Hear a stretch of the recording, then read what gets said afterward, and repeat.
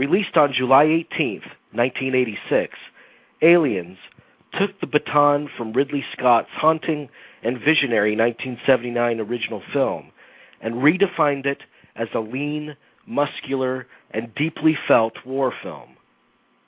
We begin our celebration tonight with actor Michael Biehn, who portrays Corporal Hicks in the film, a tough but compassionate soldier who fights valiantly to protect Ripley and his squad from the lethal threat of an alien army.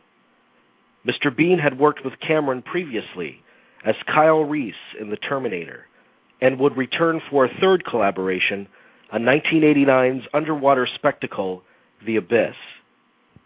Since these collaborations, Mr. Biehn has worked with several other master filmmakers, including William Friedkin, Robert Rodriguez, and Quentin Tarantino. In addition to his acting duties, his latest film, titled The Victim, also finds him in the director's chair. Jim Cameron was the first guy that I worked with that every detail had to be perfect. Whether it was the smoke in the background, whether it was the how much the wind was blowing the hair, whether it was how much blood, he'd get in there and do the blood makeup. He'd get in there and he was hands-on, and he made sure that what was in that frame, he used to carry around a little, back in Aliens, it was the first time I'd ever seen anybody carry around basically a recorder or a video feed. And but even doing The Terminator and dailies and so on and so forth, his attention to detail did not, he taught me at a very early age that what we're doing is war. It doesn't have to be ugly, to do it the way that you want to do it.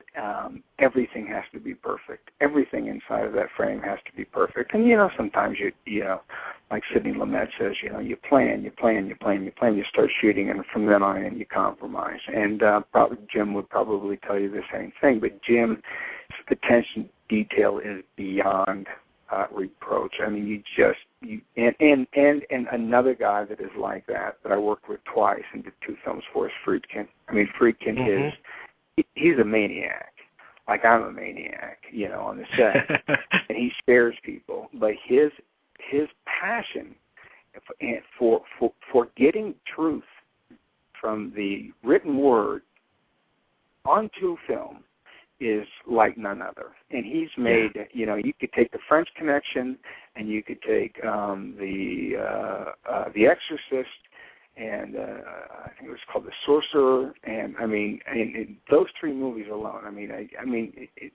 French Connection is probably the best cop movie that's ever been made, and I believe The Exorcist is the greatest horror movie ever made. And his attention to detail is, there'll be a scene going on, and he'll cut the scene and go back and school a extra who's supposed to be a detective, who's supposed to be searching something.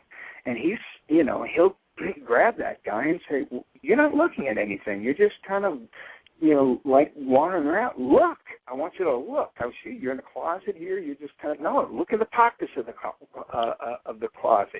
Look above, look below. Could there be anything under the carpet, Take your flashlight, look up at the ceiling, look at, and he'll school an extra for 5 minutes about how to search a closet if you're a cop.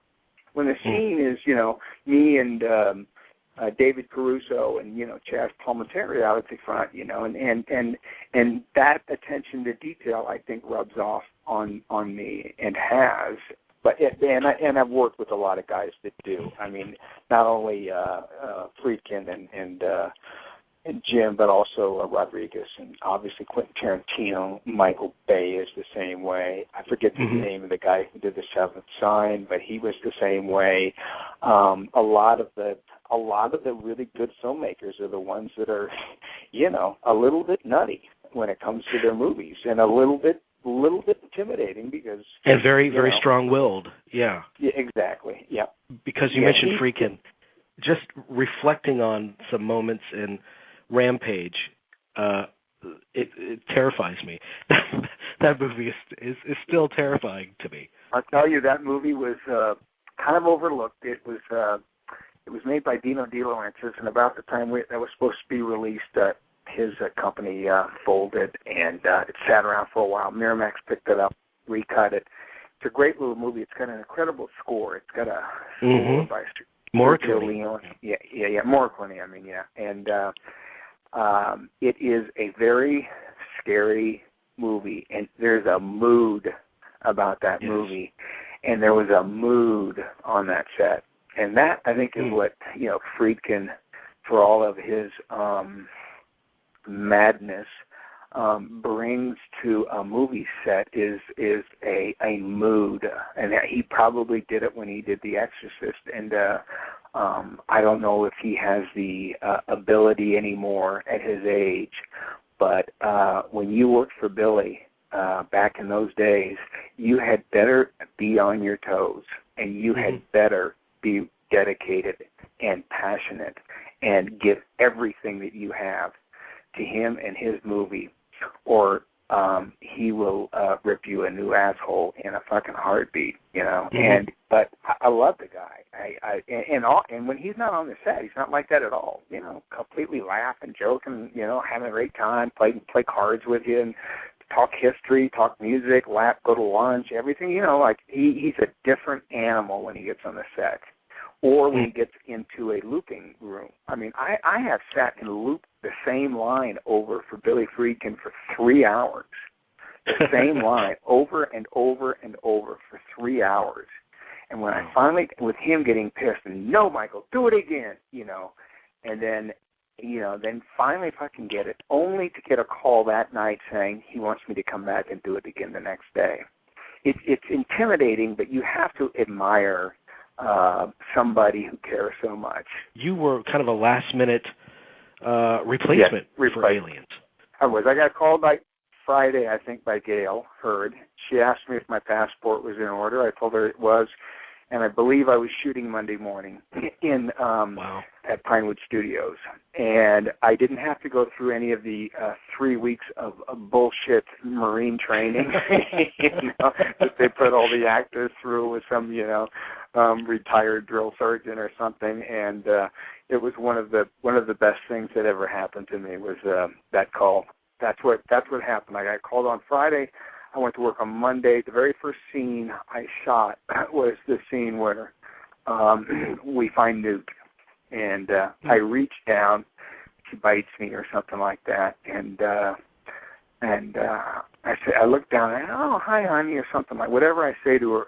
I smile at her, and Jim said to me the next day. He said, Michael, I can see that you're going to bring a completely different level to Hicks, because we always saw him, me and the other actor always saw him as this tough, kind of mean, kind of whatever, and when he had played the scene, he was kind of angry or whatever, and so I brought kind of this light touch, sort of this a compassion, reluctant hero, some compassion. There's a scene where I remember it like yesterday that. There was a scene that was written where Newt picks up one of the bombs, and it was scripted. It was, don't touch that, And I said, Jim, let me say, don't touch that. It could hurt you. So, it just takes and the character was written more as kind of a gruff, tough, like non-caring Marine. And I thought what I was able to bring to the character was kind of this reluctant kind of hero, and kind of a guy who did cared about the little girl, cared about Ripley, cared about his buddies and his friends, and when Hudson goes down and I'm trying to save him, it's a horrible moment. It's for me as an actor, and never really played on screen because we never got that close in on Hicks. But when I lose Paxton, as they pull him down, I mean, it's just a horrific thing for Hicks, and there's too much going on to really pay much attention to it. But there's one thing I didn't like about it, and that was that they made me wear the same shield that the other actor had worn, And what happened there was they gave these shields to the actors, and they said, okay, this is your armor. If you feel like, drawing something on there, putting something on there, like, your name or your girlfriend's name or mom or, whatever, have fun with it, do whatever you want. So everybody did theirs. Well, the actor before me, he drew a big red, pink heart on his and put it right where your heart was. And I remember looking at that shield and thinking, that looks like a fucking bullseye to me, man. It was bright pink or bright red, and I hated it. And I said, Jim, can we paint over this? Can we do something? No, we've already got some other shots. I think they used some. I don't know if it ever made it into the film, but at that point they had done some with the other actor, and you couldn't see who it was, but you could see the shield, and so he wouldn't let me paint that over. But I had a lot of fun making it. A lot of great memories. Gail and Gail and Jim have been great friends of mine throughout the years.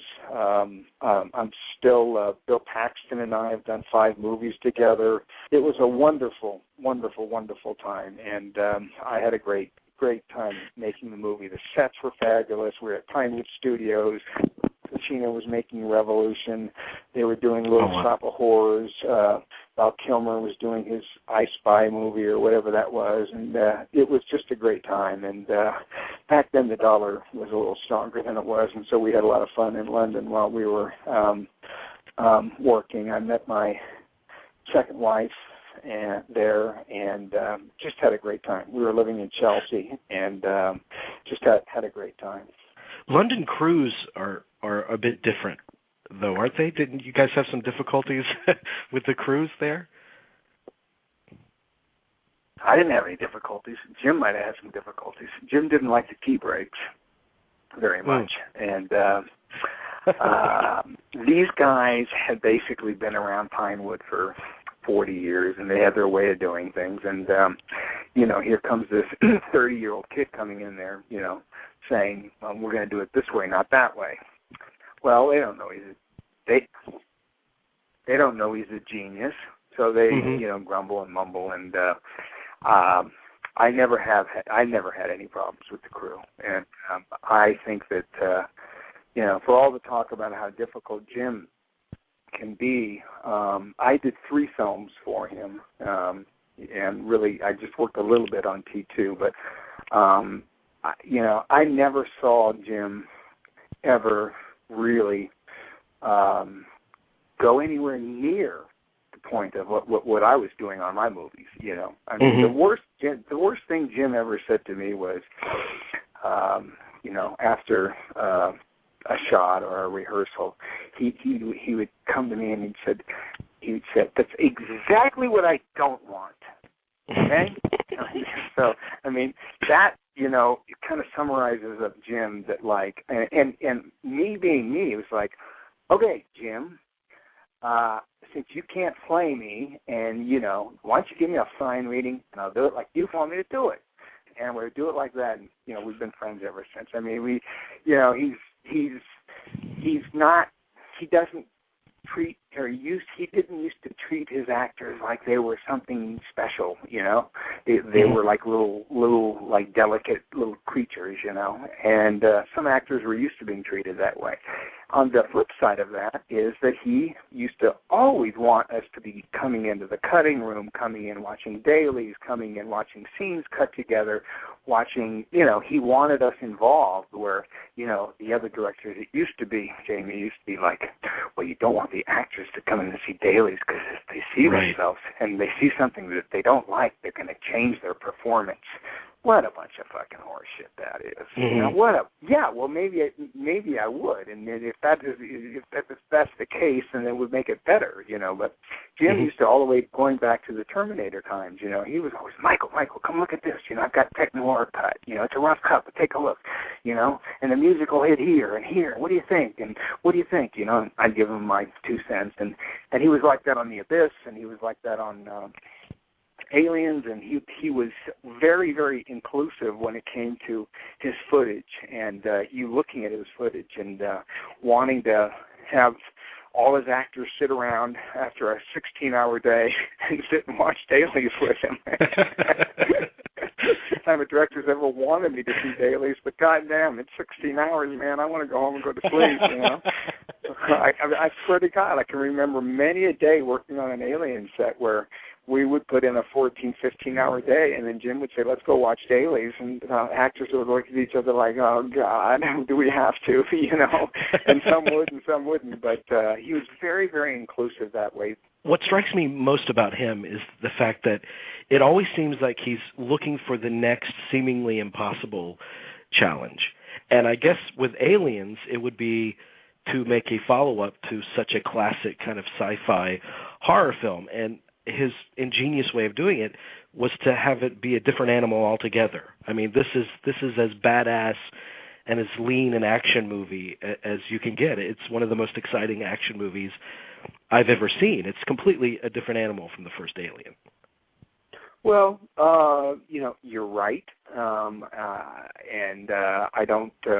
I think that it was Bill Paxton who first saw the movie and called it a roller coaster ride, and that got picked up on by the press, and people started calling it that. And I mean, that's all I can say is that you're right. And here we are 30 years later, and I've got this little movie that you see that basically is a character-driven piece that is more along the lines of Aliens, because I didn't have the money to do any action and so on and so forth. There's a little bit, but not too much. And it's more like I always describe Aliens was like you're walking through a dark fun house, you know, and it's creepy and it's creepy and it's creepy, and all of a sudden, oh my God, you know, and you get scared, and then it was creepy, and then it was creepy, and it was like walking through a fun house, where Jim's movie was like a roller coaster ride. Well, just let me know what it was like to work alongside Sigourney Weaver, because this is one of the great iconic characters that she created. Well, I've always felt that Sigourney is what she brings to that character. I find is truthful with her in life. You know, she is a very, very strong woman. I mean, I don't know how else to say it except for that my feeling about Sigourney Weaver is the closest thing that you're going to find to Sigourney Weaver as a person is the character of Ripley. And that is, you know, a compliment, because she is strong, she is assertive, she makes the right decisions when men don't.